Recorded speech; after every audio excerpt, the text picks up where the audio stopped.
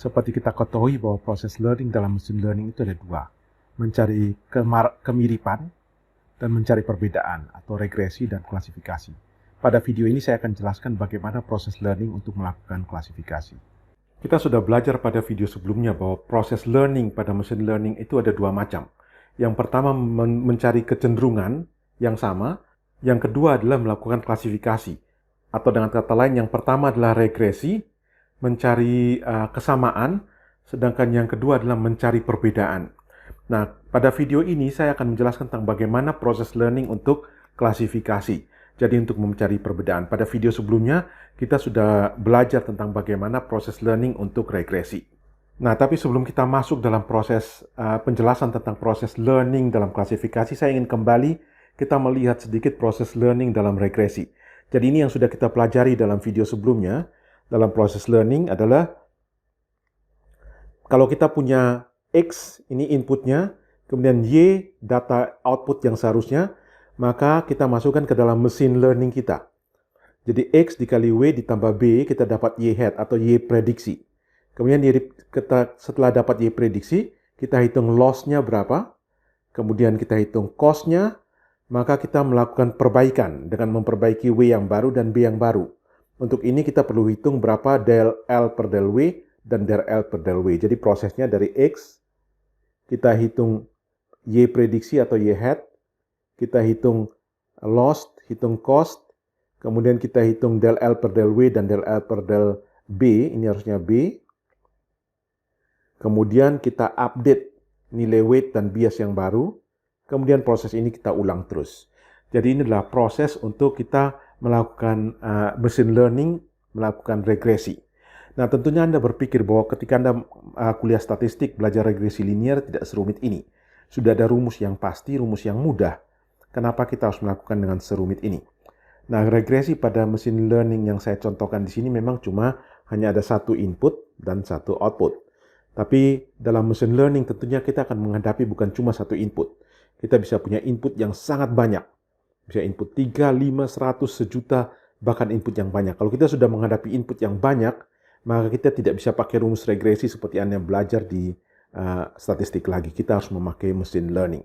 Nah, saya akan mencontohkan bagaimana kita punya algoritma learning pada machine learning untuk input yang lebih dari satu. Misalnya contoh di sini. Ini inputnya, katakanlah sama seperti tadi ya, bunyi jangkrik berkaitan dengan suhu. Jadi outputnya, ini outputnya Y berkaitan dengan suhu. Kita punya input tapi ini jangkrik. Satu, ini ada jenis serangga yang lain, X2. Ini serangga yang lain, X3. Maka kita punya 3 buah input. Bagaimana proses learning dalam machine learning? Sebenarnya pada prinsipnya sama saja. Cuma bedanya kita punya sekarang 3 buah input. Jadi ada X1, X2, X3. Maka kita punya juga W1, W2, W3, dan B-nya cuma 1. Dari sini kita bisa hitung Y prediksi atau Y hat. Ini sama dengan W1 kali X1 tambah W2 kali X2 tambah W3 kali X3 tambah B. Setelah kita bisa hitung Y hat, maka prosesnya akan sama. Kita hitung loss-nya 1/2 dari Y kurang Y hat kuadrat. Kita juga bisa hitung cost-nya. Cost adalah rata-rata dari loss. Setelah kita hitung loss dan cost, maka kita ingin mengupdate. Tapi yang kita update ada 3 buah W. Jadi W1, W2, W3, dan ada B. Maka W1 yang baru adalah W1 yang lama kurang eta kali rata-rata del L per del W1. W2 yang lama kurang eta kali rata-rata del L per del W2. W3 yang lama kurang eta kali del L per del W3. Bias yang lama kurang eta kali del L per del bias. Ini rata-rata semua. Nah, sebelum kita lanjut, saya ingin memperkenalkan nama ini. Algoritma belajar seperti ini adalah kita sebut sebagai gradient descent. Artinya menuruni kemiringan. Anda ingat dia selalu berjalan supaya J-nya makin lama makin kecil. Nah, untuk itu maka kita perlu menghitung yang ini. Maka di sini kita hitung del L per del W1. Ini tentunya kita sudah tahu dari yang sebelumnya adalah min Y kurang Y hat kali X1. Del L per del W2 adalah min Y kurang Y hat kali X2. Del L per del W3 sama dengan min Y kurang Y hat kali X3. Sedangkan del L per del B sama dengan min Y kurang Y hat. Jadi kita melakukan proses yang sama seperti ini. Hitung Y hat, hitung L, hitung J, hitung del L per del W dan del L per del B, kemudian update W dan B, kemudian kita lakukan yang sama. Bedanya cuma kita ada lebih dari satu del L per del W, dan ada lebih dari satu W yang harus kita update. Ini kalau ada 3 input. Kalau inputnya ada 100, maka tentunya ini jadi 100, dan ini juga jadi 100. Jadi itu kira-kira bedanya kalau kita inputnya lebih dari 1. Ini masih yang regresi. Sekarang kita akan melanjutkan ke proses di mana kita mau melakukan proses learning untuk klasifikasi. Nah, ini adalah kasus untuk klasifikasi. Jadi saya tidak bermaksud untuk mentraining mesin saya, komputer saya, supaya dia bisa mencari kecenderungan seperti ini. Tapi saya ingin dia di-training untuk mencari pembedaan antara yang orange ini, orang Jerman, dan yang biru, yang orang Indonesia. Jadi saya berharap dia dapat garis seperti itu. Yang di atas sini semua adalah cenderung orang Jerman, yang di bawah sini adalah cenderung orang Indonesia. Jadi tinggi badan lebih rendah, berat badan lebih rendah. Seperti itu yang saya harapkan. Nah, ini datanya. Data tinggi dan data berat untuk orang Indonesia, data tinggi dan data berat untuk orang Jerman.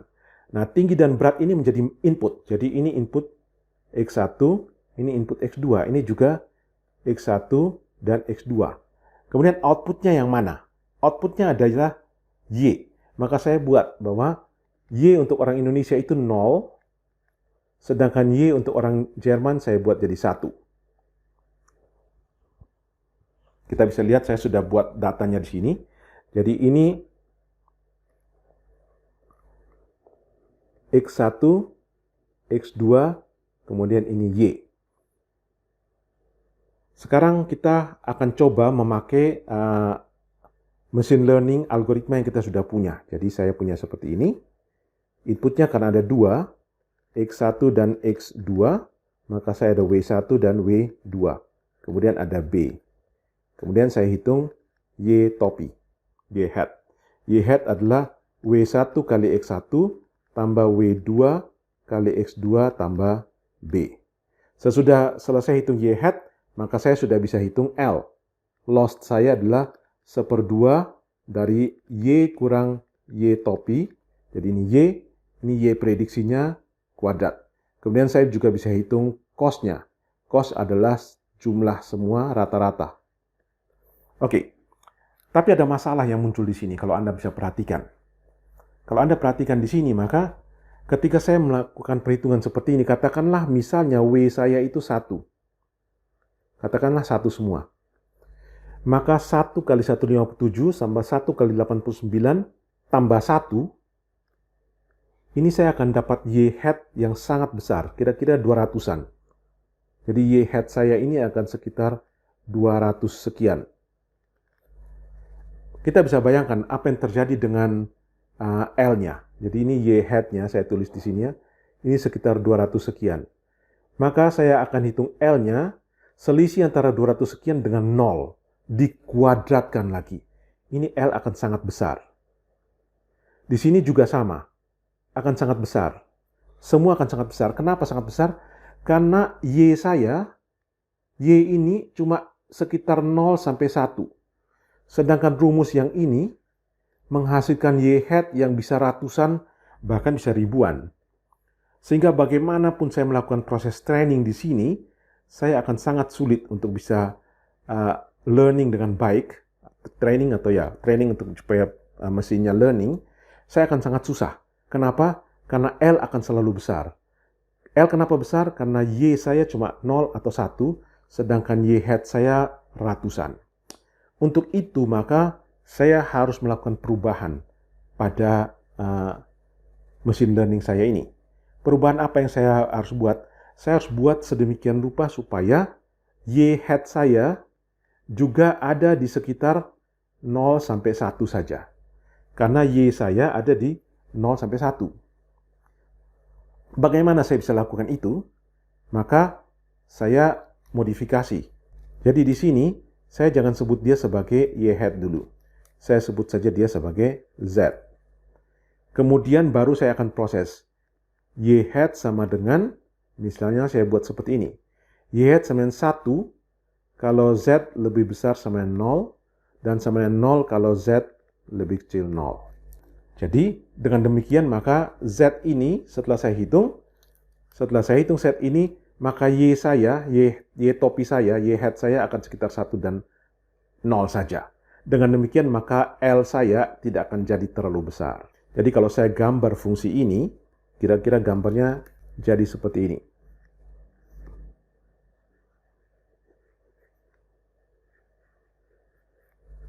Ini Z, ini Y topi. Jadi kalau Z lebih besar 0, Y topi jadi 1. Kalau Z lebih kecil 0, Y topi selalu 0. Nah, fungsi ini sudah bisa berjalan, tetapi fungsi ini tidak terlalu baik karena kita punya satu fungsi yang patah, tidak kontinu. Untuk itu maka orang buat satu persamaan untuk supaya bisa lebih baik. Persamaannya itu adalah seperti ini. Y hat sama dengan 1 per 1 plus E pangkat min Z. Ini kalau digambarkan, gambarnya bukan begini, tapi gambarnya begini. Jadi tetap 1, di sini 0, tapi dia naiknya pelan-pelan seperti itu. Fungsi ini namanya fungsi sigmoid. Jadi tetap Y topi antara 1 dan 0, tapi tidak langsung patah. Jadi inilah yang akan dipakai. Sehingga keseluruhan proses dari machine learning untuk klasifikasi agak sedikit berbeda. Beda tidak terlalu banyak. Saya akan tuliskan di sini. Jadi prosesnya adalah pertama kita hitung Z. W1 X1 tambah W2 X2 tambah B. Setelah kita hitung Z, baru kita hitung Y topi. Y topi adalah 1 per 1 plus E pangkat minus Z. Saya hapus yang ini. Nah, kalau sudah seperti ini, maka Y topi saya nilainya juga berkisar 1 dan 0. Maka saya sudah bisa hitung L, bisa hitung J. Kemudian saya proses seperti yang tadi, saya mau update. Jadi W1 yang baru adalah W1 yang lama kurang eta dikali rata-rata dari del L per del W1. W2 yang baru adalah W2 yang lama kurang eta kali del R per del W2. Rata-rata del L per del W2. Kemudian B yang baru adalah B yang lama kurang eta kali rata-rata del L per del B. Nah, sekarang pertanyaannya dengan adanya persamaan ini, del L per del W1-nya berapa? Maka kita bisa hitung di sini. Del L per del W1 ini sama dengan del L per del Y topi. Jadi ini diturunkan terhadap Y topi. Kemudian del Y topi per del Z. Ini diturunkan terhadap Z. Kemudian dikali del Z per del W1. Anda lihat ini turunan berantai. Kalau ini saya coret, jadi sama del L per del W1. Nah, sekarang berapa?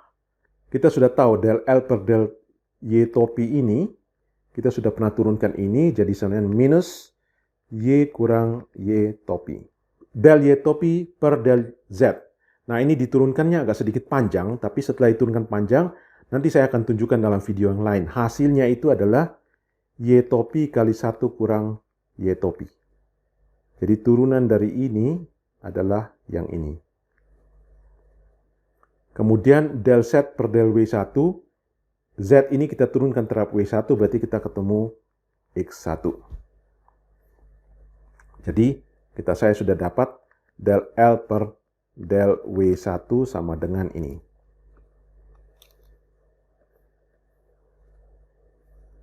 Maka dengan cara yang sama saya bisa hitung del L per del W2 minus Y kurang Y topi kali 1 kurang Y topi kali X2.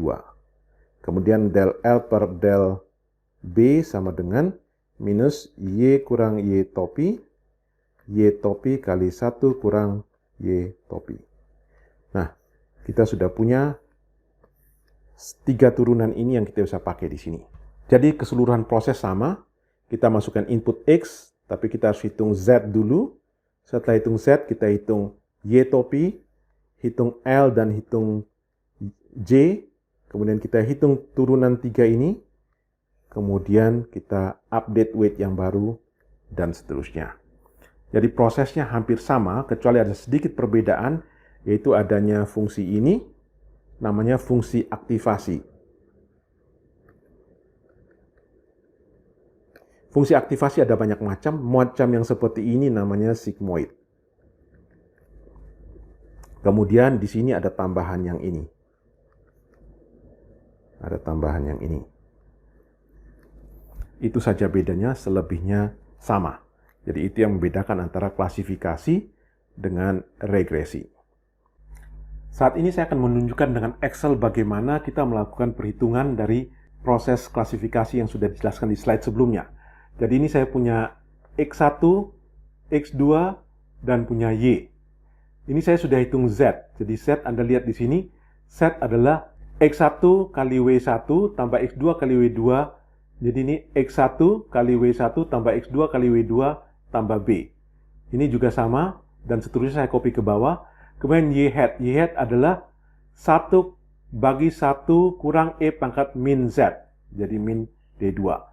Kemudian saya sudah hitung L sama 0,5 dari Y kurang Y hat kuadrat. DL per DW. Ini saya hitung adalah Y kurang Y hat kali Y hat kali 1 kurang Y hat kali X1. DL per del W2 Y kurang Y hat kali Y hat kali 1 min Y hat kali X2. Del R per del B adalah minus Y kurang Y hat kali Y hat kali 1 kurang Y hat. Jadi seperti ini saya sudah kopikan ke semuanya. Kemudian di sini saya mulai dengan W1 sama dengan 0, W2 sama dengan 0, dan B sama dengan 0. Saya hitung W1 yang baru. W1 yang baru adalah W1 yang lama kurang eta kali G50. Ini adalah ini. Rata-rata dari del L per del W1. Sama juga untuk W2 yang baru adalah W2 yang lama kurang eta kali rata-rata del L per del W2. B yang baru adalah B yang lama kurang eta kali rata-rata del L per del B. Jadi ini saya sudah hitung. Nah, pertama untuk 000 saya dapat J-nya 0,125. Saya catat di situ. Sekarang saya update dengan W dan B yang baru. Kita lihat sekarang menurun jadi 0,124,5. 0,124 katakanlah begitu. Kemudian ini saya update lagi 0,124 masih tapi sudah lebih sedikit. Kemudian saya update terus 0,123. Anda lihat bahwa J-nya makin lama makin menurun walaupun lambat. Jadi proses ini kita lakukan terus menerus, kita akan mendapat J yang makin lama makin kecil, dan kita akan mendapat nilai yang makin sesuai dengan klasifikasi yang kita harapkan.